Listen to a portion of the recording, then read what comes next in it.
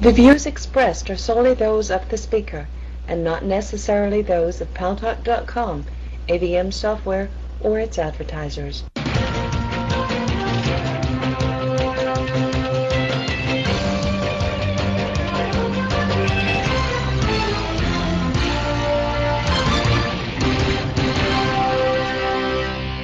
Talk is online. News Talk Online is a production of Paltalk.com, the largest multimedia interactive program on the internet with more than 4 million unique users, on demand on iTunes, on demand on YouTube, on demand on my blog, GaryBaumgarten.com, where you're encouraged to post your comments, whether you agree with yours truly or not. And thanks to our good friends at CRN Digital Talk Radio, we're syndicated to an additional 12 million households.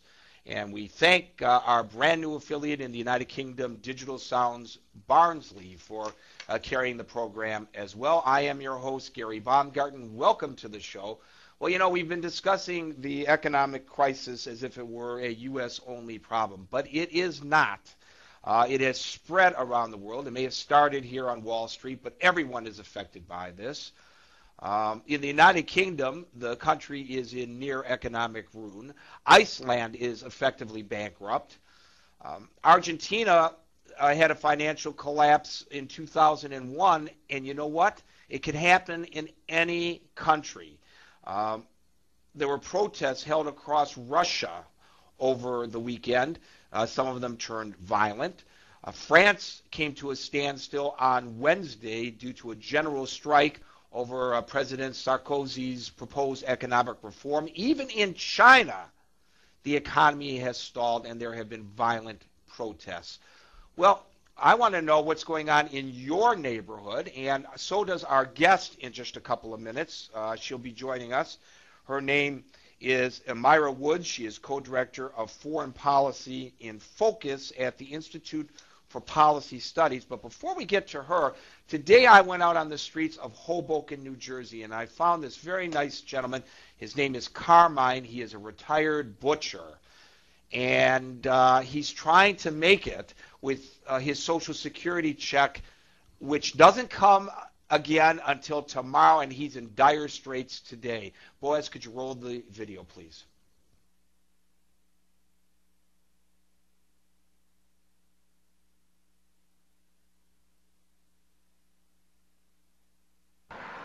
Well, what do you think should be done? What do I think should be done? I don't know. The president's going to try and do it, but the way things are right now, everything is very unsettled right now, see? It's a very hard time of the year, you know.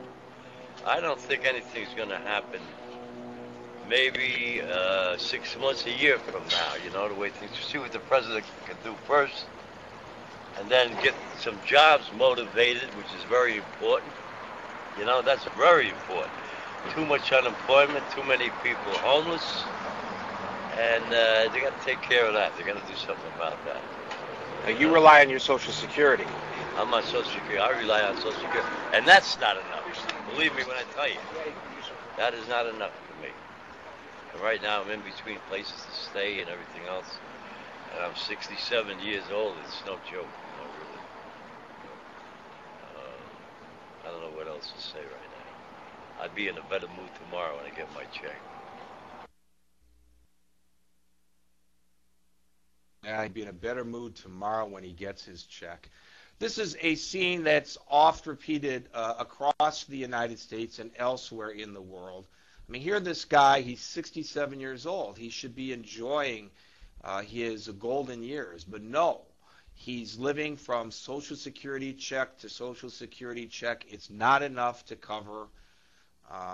You know, might have noticed there was a sign behind him, a little cafe that they sell coffee in there. He couldn't even afford to go in there and buy a cup of coffee. I mean, here's a guy who's worked all of his life, contributed to society. Now he's looking for a part-time job to make ends meet. Can't do it. He's basically homeless. He didn't put it in those terms. He said he's between homes, I think is how he said it.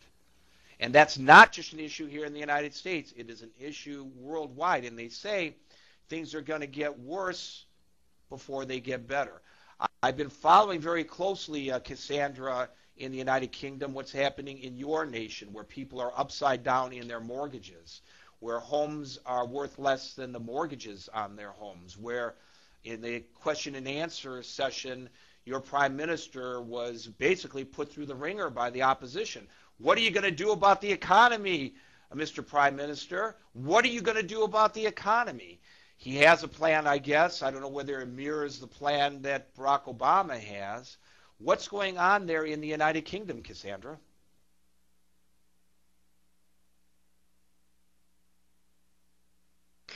Well, we're staggering from one crisis to another.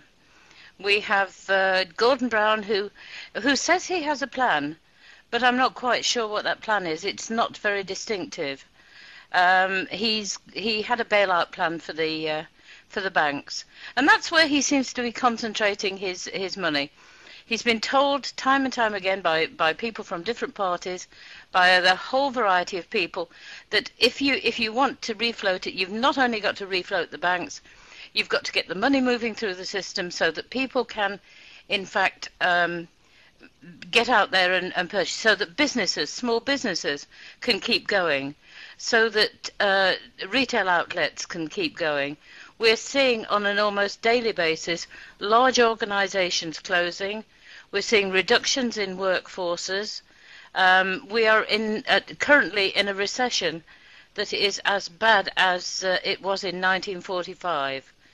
And if you think back, 1945 was the end of the war, end of the Second World War, and this is, I don't believe that the country has the same will and the same motivation to move forward and to pick itself up and dust itself down again at the end of that, because we've become soft, we've become expecting, we're losing our manufacturing base, we've got revolts happening with the people now.